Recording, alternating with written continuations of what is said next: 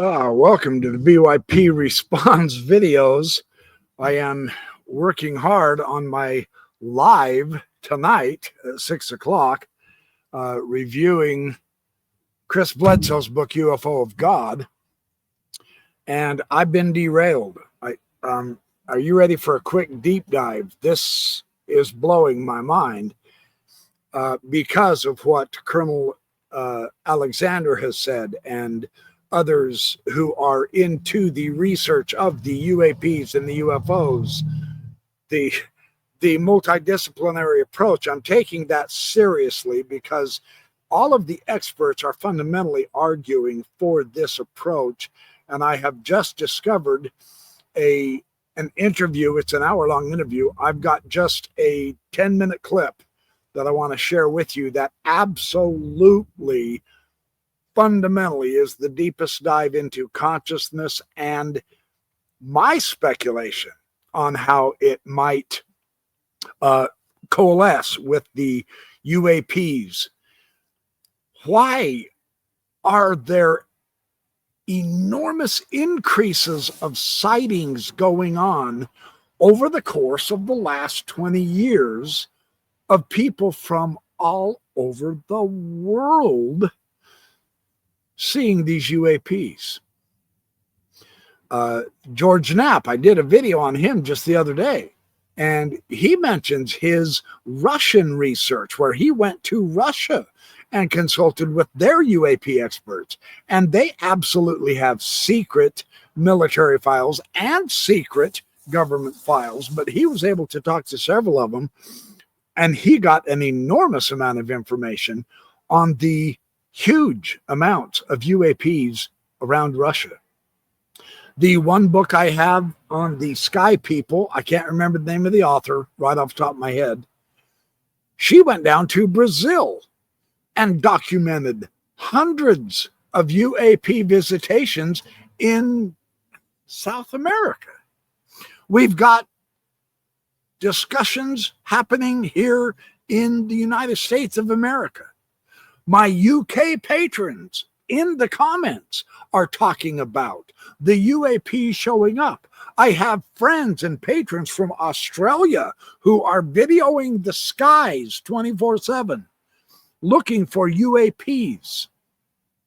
And they come in a variety of sizes, shapes, styles, etc. There isn't just one UAP style, but what is the cause of this increased energy, this agitation of the UAPs appearing, and this is my speculation, but appearing to wanting to get our attention?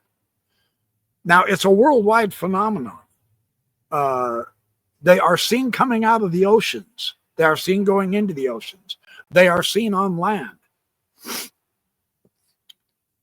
So this particular interview with Donald Hoffman, the neuroscientist, is absolutely shocking. And I want to, and I'm only going to share a 10-minute clip of this hour-long response because I really do want to get back to my study for tonight's live session. But this is so good, I'm willing to take a break real quick from my research on that and share this interview with you.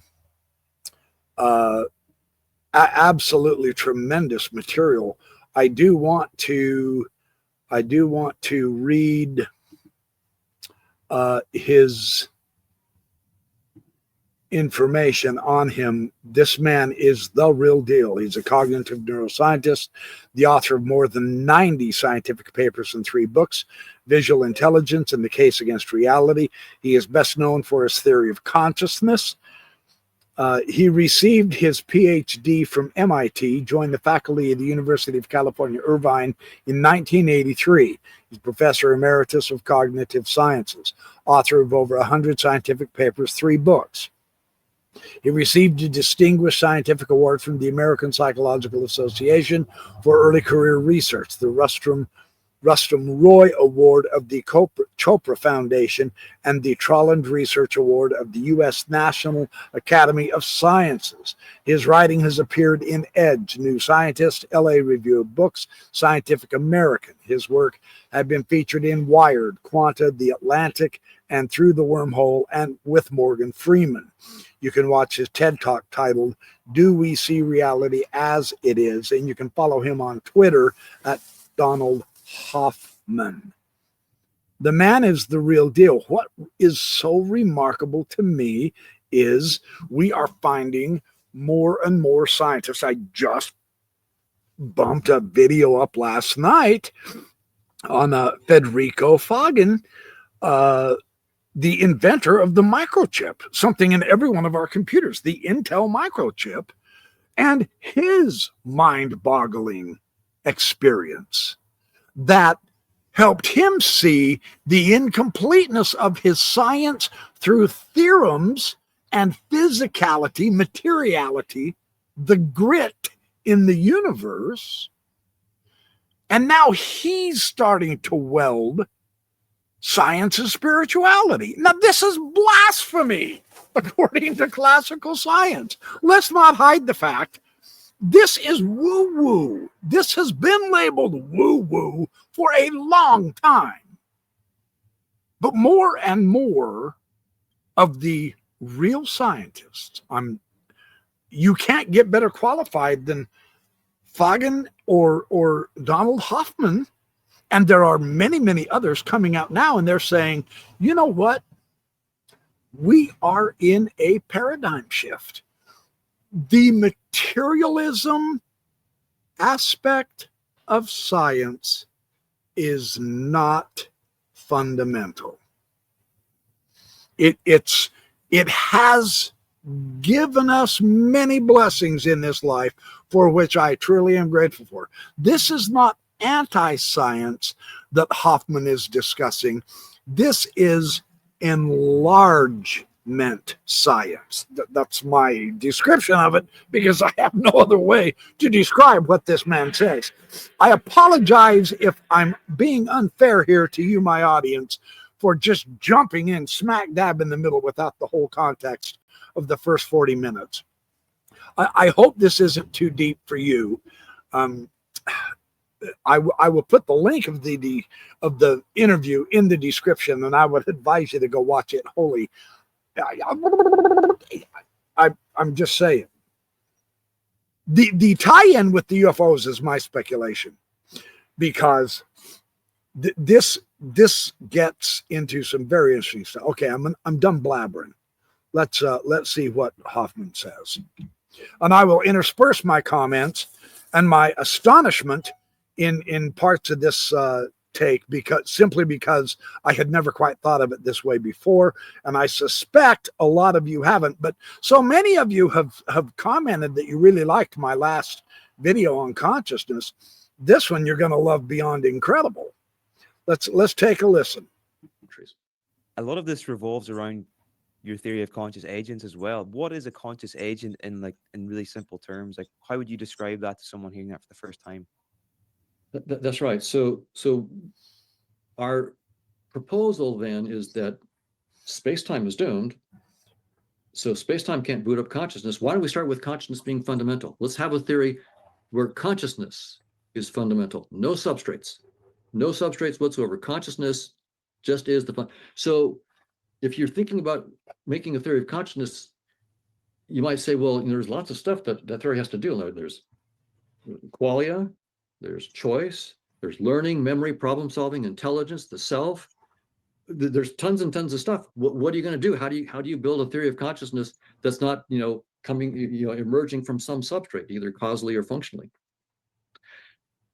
So what we are doing is what you have to do with any science. Pick the minimal assumptions, because the more you assume, the less you explain.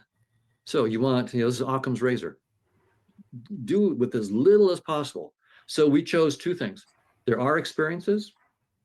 So we're just saying there are, the taste of chocolate, the smell of garlic, the color red. That's our fundamental furniture of our universe. Not a space-time universe. something, a universe outside of space-time. There are experiences and experiencers, having those experiences, and there are probabilistic relationships among experiences. That's it. What if I experience red? What's the probability that I might experience green next? That's it. No notion of self, learning, memory, problem solving, intelligence. We don't assume any of that. Just so if people want to see the math, we have a paper called Objects of Consciousness. You can just Google Objects of Consciousness. The math is there. Also fusions of consciousness. They're free online, so you can see what we're doing. Now, this is important, and this is the one thing I'm really enjoying about Dr. Hoffman. He's giving us sources to look into here. If you do like the mathematics, I have not looked this up yet. I'm too flabbergasted right now at the moment of what he says because it's so interesting. It is paradigm shifting. It's deep. I agree, it's deep. But he's given us our sources. I'm going to go look those sources up and see if I can understand the math and read his materials. So this is very good scientific thinking going on here. That's what I like about this. He is approaching this strictly scientific, and in the process, he has found that the scientific paradigm we've labored under for 500 years is not fundamental, but there is something even deeper that is bringing forward the basis of our space-time. What he says in so many words, and he says it in, he's trying to keep it simple, but he is saying space-time and agents in space-time, say us with our brains, do not give rise to consciousness. It's the other way around. And he's got the scientific information available for us, an understanding. Let's keep listening. This is electrifying. And it turns out that we get a social network of interacting conscious agents.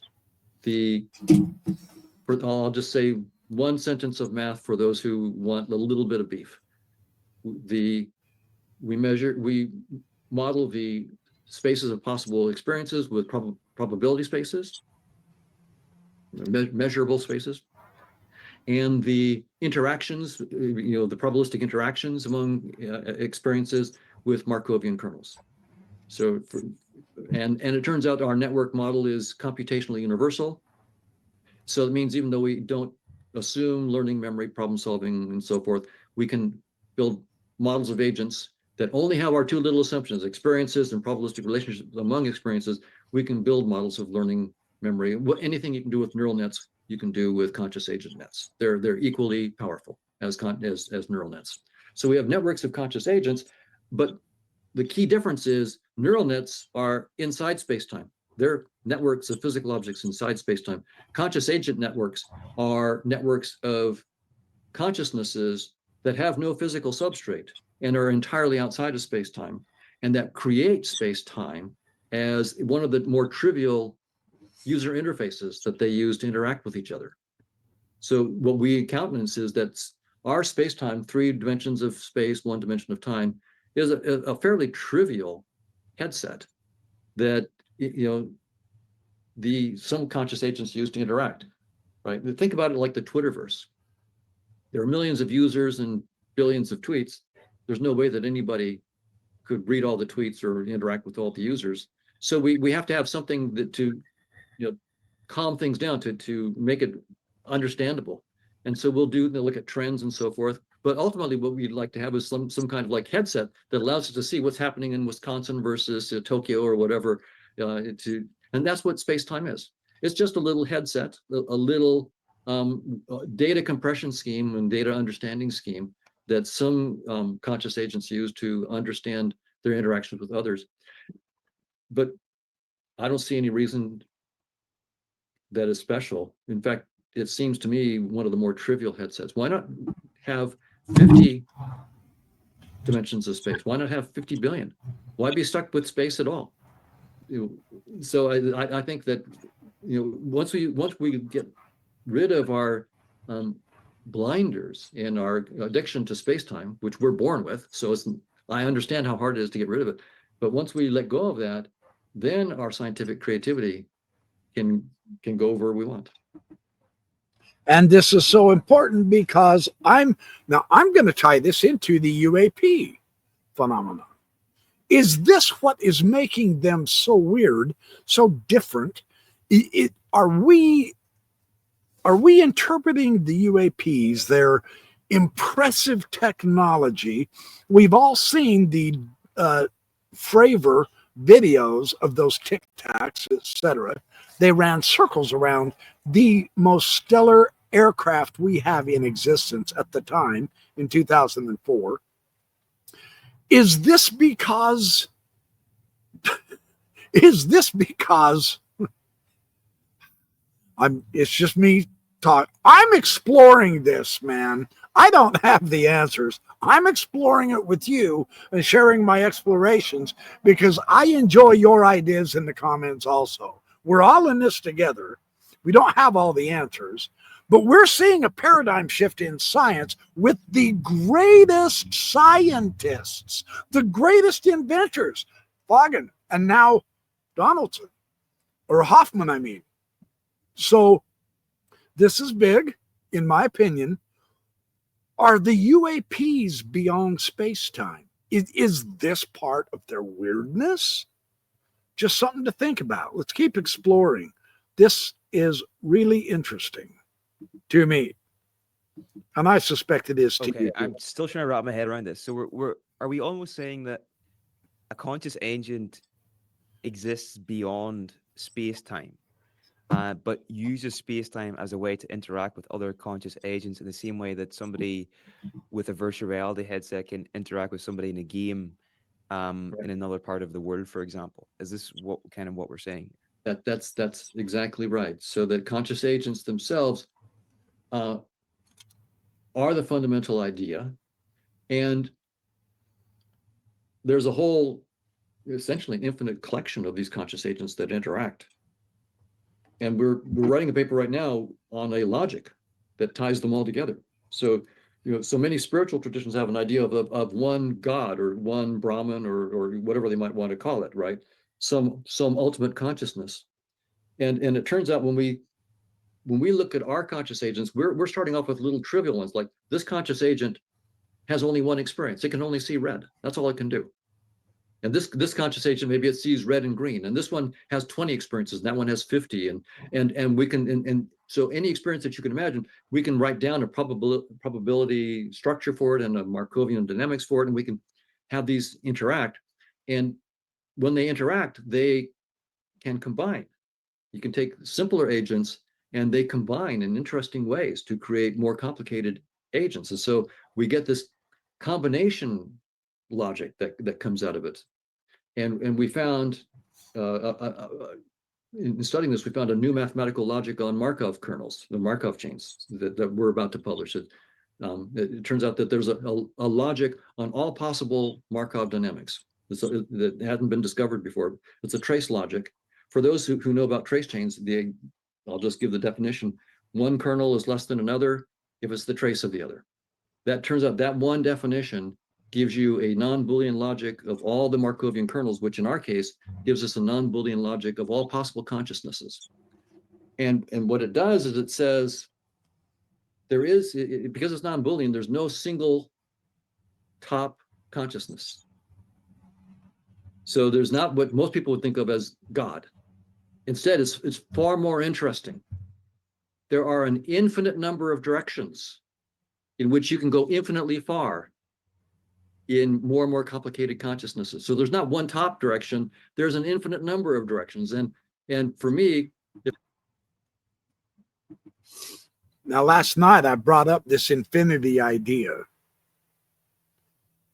And in the mathematics, because they're trying to work outside of space-time to find this substrate of consciousness with the minimalist of assumptions, they have discovered that this stretches out into infinite directions of infinite consciousnesses.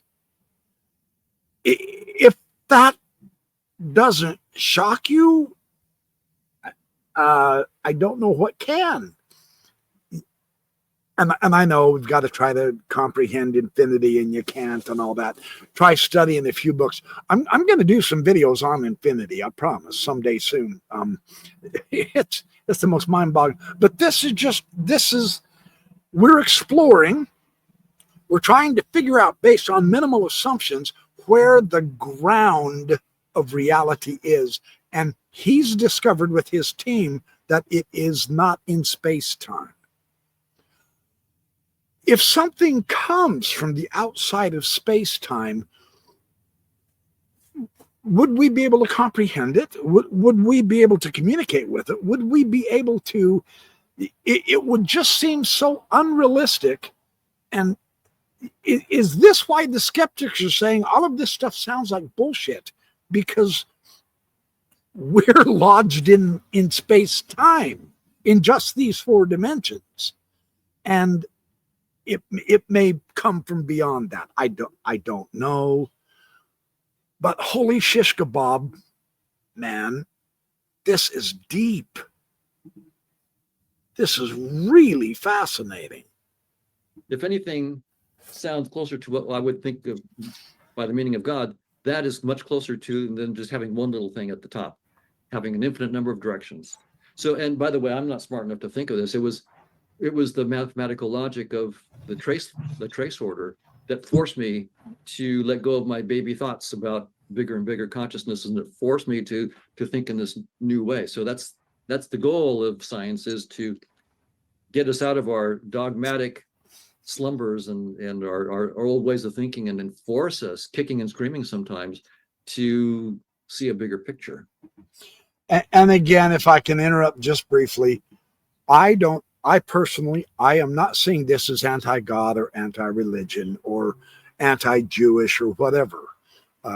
It's not anti. He is trying to follow through the mathematics and the idea of what happens if, instead of using space-time as material, the grit of the universe, what happens if, instead of going from that basis, we begin with the basis of consciousness and work forward. And the probability, the mathematics, from what I gather him saying, is it is leading us into an entire different direction that still retains deity. It's just that in our, and I know this comes across as condescending, and I don't mean it to, but with our limited understanding within our space-time realm that we are in, this headset that we have on at this point, having this in-body experience, we can't help but project a pyramid up to a single God. This is not anti-God. It's just exploring where does the logic and the mathematics lead to when we recognize consciousness as the fundamental instead of stuff. And this is one potential possibility. That's all so I realize there might be some who get deeply offended here. I can't help that. It's all good. You know, there's going to be some Christians who scream deception and so on and so forth. I get all that, but let's hear this man out, because what he says at the end of this is truly amazing, and it is spiritually uplifting. I mean, if you're afraid that he's going to take away your spirituality by placing consciousness first, no, he actually enlarges it, in my opinion. So let's keep taking a listen. And that's what this is doing. Okay. So just to clarify, so each one of us would potentially then be a conscious agent, which means that, and if that's the case, does that mean that on some level we each exist outside of space-time as well? And this, what we're doing right now, is a sort of like temporary illusion of a deeper reality. That's right. So you are a conscious agent, but you're also two conscious agents. If we cut your corpus callosum in half, you have two hemispheres, the left hemisphere and right hemisphere, and they're connected by a band of about 220 million axons called the corpus callosum.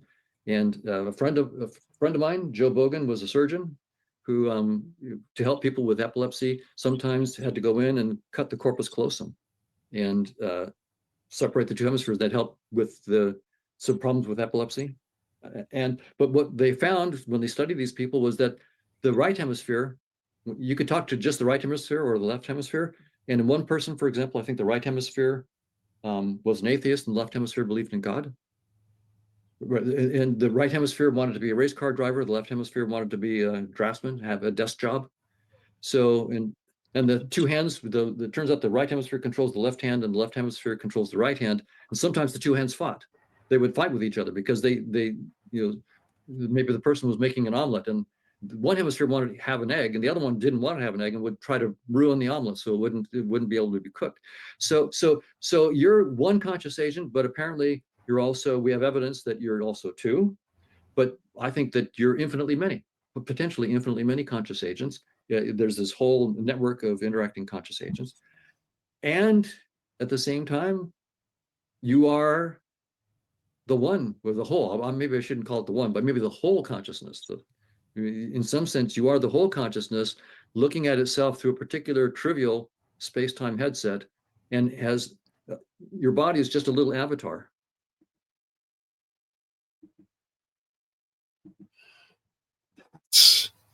That's profound for me.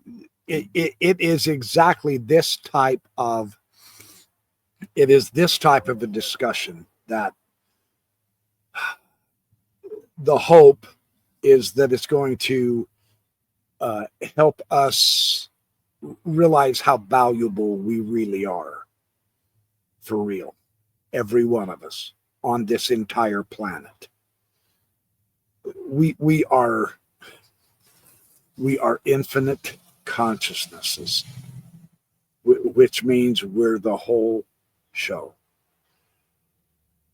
That just about brings tears to your eyes when it's priceless. And he doesn't bring this out, but I am, because we trivialize life. We just kill to kill. Oh, there's a squirrel, kill it. We burn down forests and we're destroying our planet. We don't give a damn about the air. We just keep throwing our pollutants up in the air. And this lack of reverence for life has caught up to us. So is this also a potential reason why the UAPs from the outside, at least from outside our humanity, if they are from here, from Earth, they still aren't human. So from the outside means from outside our humanity, whether from the deeps of interstellar space, which is my particular bias, and I admit it's a bias, I'm well aware of that, or from this planet, or from another dimension, because if we are infinite beings and the consciousness goes infinite directions, as he indicates the math shows, then anything and everything has value. It's priceless. And the reason I'm bringing this up now is because this is the point in Bledsoe's UFO of God book as well. The lady told him reverence life. But I get ahead of my live show tonight. Let's keep going. We're approaching his grand finale summation, and it couldn't be more spectacular, from my opinion. In that VR through which you're looking. So this changes the whole thing around. Instead of you are your body and your brain is the source of your consciousness, it's the other way around. Your consciousness is fundamental, and what you call your body and your brain is merely an avatar that you render when you need it. Is like an avatar in a virtual reality game is it's not you. And it only, the hands that you see only exist when you look. If you don't look at the hands, those pixels are gone, and then there are no hands. There's no hands in the computer. So to be very, very explicit, and maybe to shock people, I'm a cognitive neuroscientist, but I'll say this: neurons do not exist when they're not perceived, because nothing inside space-time exists when it's not perceived. Space-time itself does not exist when it's not perceived. It is only a data structure that exists when you create it in your consciousness. That's what that's the shocking, and that's what I've been having a difficult time emotionally wrapping myself around. Intellectually, I'm there. The math has completely convinced me. Our best science convinced me this is true. We'll see when my emotions come along for the ride. I have no idea how you get anything done knowing this. Like, just you must be just sitting all day, just going, "Can't believe this is actually true," you know. But before we wrap up here, Donald, I want to ask a question that I think is important to ask. If this is the case, why would consciousness exist? What might, or maybe the better question is, what do you see as the purpose of human existence then? Why would consciousness be having this experience through our eyes? In other words, like what might be going on there? That's the fundamental, excellent question in this area.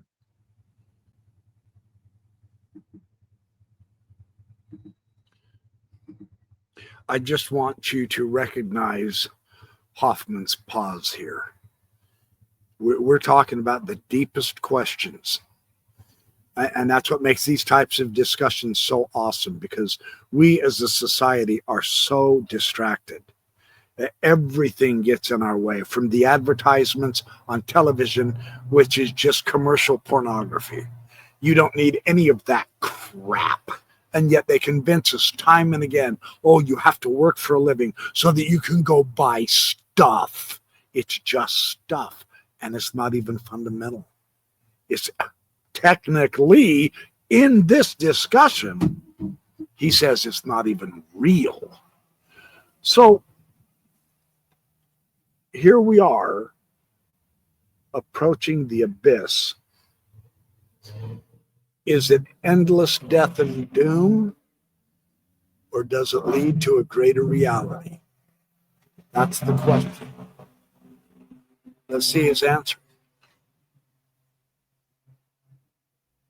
I started off by talking about how science, there's no theory of everything, no set of concepts, no set of theories can ever explain everything. And that's true of my own theory about consciousness, right? That's my theory of consciousness is a first trivial baby step. Consciousness is whatever it is. My theory is just a trivial theory, and it's the first of hopefully billions of successor theories. What this means about consciousness itself is consciousness transcends any description. What science does is build descriptions from certain perspectives. That's what we do as scientists. We take a perspective and we build a description. And so what this suggests is, there's a deep answer to your question, and it comes, there's a theorem that no system can ever fully understand itself. If I have a computer, for example, and I want the computer to understand itself completely, what would I do? Well, I'd have it build a model of itself, right? Some software model of itself. Well, in the process, the computer itself has become more complicated, because now it's the computer with a model. So now I'd have to model a computer with a model of it. And you can see this goes on ad infinitum. So it's pretty straightforward to see, but maybe not to prove, but to see that no system can fully model itself. So tie that together with the fact that no theory of consciousness can ever get anywhere close to the complete explanation of consciousness. Consciousness, you are consciousness, and you transcend. So be very personal. You transcend any scientific theory. You're Bam. I mean it. Bam. there's the point. That's why we're so valuable. We are the consciousness, and we transcend any theory, be it Darwin's, be it Einstein's, be it Bohr's or Finkelstein's, or whoever is out there speculating, Brian Greene's, Daniel Dennett's, etc. It doesn't matter what phase of human, whether it's on the brain, our vision, how does that work? It's still a mystery. Our bodies, everything about us, we are just it. Tattvam asi is what they say in the East. Thou art that. We're it. And that's so deep that it comes across as, well, not only incomprehensible, but just silly. Oh, I don't believe that. No, I'm going to stay here in the matrix, so to speak, because this is what's real. And it's not. They don't make movies like that in a vacuum. You know, I've said that for years about the UFO movies. I've told my wife that time and again for the last 35 years. You know, they're not making these movies in a vacuum. They are preparing us for something. They're trying to slowly change our understanding and minds about what is truth and reality through movies, because we've been so brainwashed and dumbed down that they've got us reduced to just sitting on our lazy butts in front of a television watching TV, believing everything we see without using any critical thinking whatsoever. And that's enslavement. So it's a blessing and a curse, that television, these computers, the internet. It's a double-edged sword. So it's discussions like this with valid scientists who are recognizing that we have further to go. We are still evolving. We're still evolving. We're changing. We're growing. Hopefully, we are becoming more, what's the description? Universal, more conscious of our consciousness as the fundamental. If we are the consciousness, then we've won the sweepstakes, and we forgot it. We don't know it because we're it. We're the prize, all of us. We here on Earth distinguish humanity. Oh, well, he's got $1 billion. He's more important than I am. That's pure bunk. Sure, within the human realm, he might have more power to acquire stuff or to influence people, etc., etc. I get all that, I think. The interaction is infinitely complex and chaotic. But no one is more valuable than anyone else. All are valuable. And I know there's a philosophy, well, if all are valuable, then none are valuable. In an infinity, though, somewhere along the line, I think that changes that view. And the key, crazy as this sounds, I know, I get it. I get it. Don't preach to us, BYP. Don't do it. Backyard professor, stop preaching to us. I'm not preaching, I promise. But the key to this is love. I'm just not even kidding, man. That's the key. Love is the winning formula. I'm just saying, love. So anyway, let's keep going. Don't mean to get preachy, but that's a key that we all overlook these days. We would rather fight than be peaceful and neighbors, and that's not good. Consciousness transcends any scientific theory. So what is consciousness doing, and why? What if first answer, I don't know. Here's, I guess, maybe it's educated, maybe it's uneducated, but it's a guess. Maybe what consciousness is up to is knowing itself. And the way it knows itself is to say, let me choose to project myself from this direction and look at myself from this direction. And when I do that, I it looks like I'm this little thing called Don Hoffman that weighs 165 pounds, lives in Irvine and so forth. That's what I look like. But this I'm just the universal consciousness looking at myself from this, and or I'm Neil, or I'm, or I'm whoever I might be. That's what, and then I give myself 70, 80, 90 years, whatever it might be, to, to look at myself from that now. And maybe to make it so that I really take that perspective seriously, maybe what I do is I let myself completely forget who I really am. Let me forget who I really am. Let me really believe that I'm 165 pounds of flesh in space and time, and really believe that, and really be worried about stuff. And so I really take this thing seriously, and then let me slowly wake up and reap all the benefits that I got from that perspective. And that the entire life of Hoffman is one trivial perspective on who I really am. And each one of the billions of human beings is an important, but compared to the whole, trivial perspective on what the consciousness is. And so that's my best answer to your question, is that what consciousness is up to is trying on different avatars.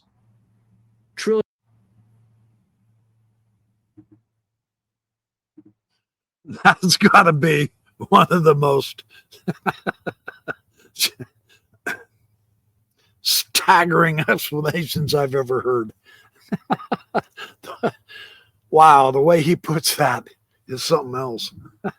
But he's not done yet. He's not done yet. Here we go. All right. I love this guy. I'm going to explore him. Billions, quadrillions, uncountable numbers of, probably an infinity of different avatars. And the space-time headset that we're using is, as I've said, probably one of the more trivial ones. We're probably really, really low on the totem pole of avatars that consciousness is using. Very, very low right now. We're like amoebas, really low on that. So, but there are other avatars with other perspectives that are much more complicated than ours. So in this case, in that perspective, it's no surprise that I'm having a hard time with this, because the whole point was to give myself a hard time. So I would take this whole thing seriously and really take this perspective and wake up from it painfully. And then realize that death isn't the end. It's just taking off the headset. The other avatars could be much more significant. The UAPs, that's my speculation, right? But the idea that death is not the end, because we've switched from this is all there is to consciousness, eternal and infinite, is the basis of all of this. And we're an avatar in it. Maybe like simulation theory, I've never been really comfortable with simulation theory, but I've watched a couple of videos now on that I'm thinking, I might have to do a video on that, explore this with my audience, because I love your feedbacks. You guys are sharp. You're a very enjoyable audience to have. I appreciate it. Like and subscribe and share this with other people and all. Let's keep the conversation going, with the idea that we're growing in concentrically larger rings, hopefully, of at least an understanding, so that we can begin to have better empathy for the other. Because that's what we're lacking, and it's going to be our end. I'm just saying, you can't live with hate your whole life just because your dad is a Democrat and you're a Republican, or because someone in the family is an independent and you hate the independents. It's got to be a two-part. Politics is the most divisive thing there is.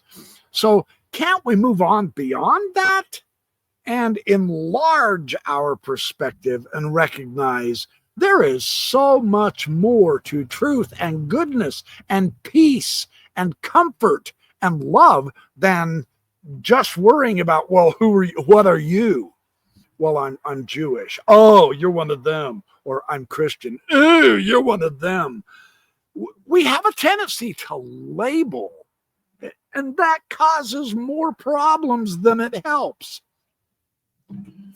What if we labeled ourselves as parts of the infinite consciousness, and there is infinite value to us? How would that change our species? Seriously. Thanks for watching my BYP Responds videos. Please come back tonight, 6 o'clock. I'm going to be talking about Bledsoe's book. Yeah, now I've blown off an hour. I've got to get back on track, but this was too good not to jump in. So, yes, you're welcome. My good pleasure as always, and there is a lot more coming out.